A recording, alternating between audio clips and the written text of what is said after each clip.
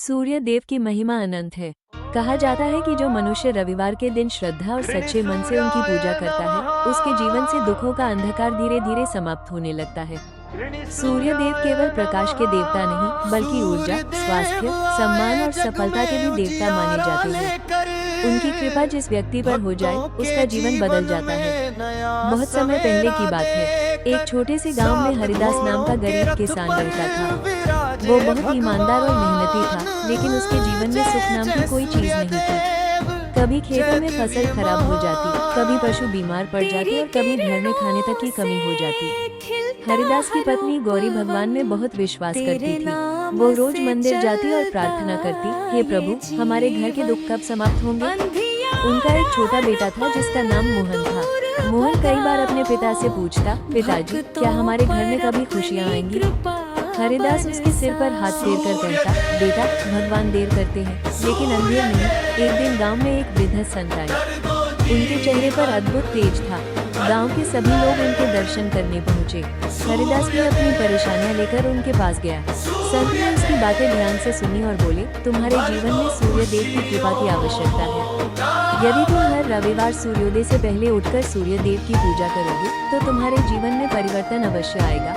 हरिदास ने हाथ जोड़कर पूछा, महाराज, मैं पूजा कैसे करूं? संत बोले, रविवार की सुबह स्नान करके साफ कपड़े पहनना, फिर तांबे के लोटे में जल भरकर उसमें लाल फूल और रोली डालना। उगते सूर्य को जल अर्पित करते समय ओम सूर्याय नमः मंत्र का जाप करना। पूजा सच्चे मन से करना, क्योंकि भगवान केवल श्रद्धा देखते हैं। अगले ही रविवार से हरिदास ने यह नियम शुरू कर दिया। सुबह सुबह वो नदी किनारे जाता और उगते सूर्य को जल अर्पित करता। जैसे ही सूर्य की किरणें जल के बीच से होकर उसके चेहरे पर पड़ती, उसके मन को शांति मिलने लगती। धीरे धीरे कुछ समय बीत गया। एक दिन अचानक उसके खेतों में ऐसी फसल हुई जैसी पहले कभी नहीं हुई थी। गांव के लोग आश्चर्यचकित रह गए। जहां पहले उसकी जमीन बंजर दिखती थी, अब वहां हरियाली लहलहा रही थी। हरिदास ने मन ही मन सूर्य देव को धन्यवाद दिया।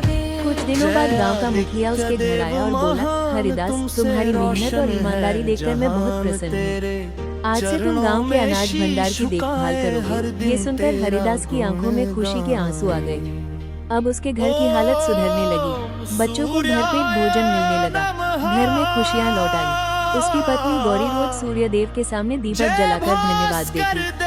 लेकिन एक दिन गांव में भयंकर महामारी फैल गई। कई लोग बीमार पड़ गए।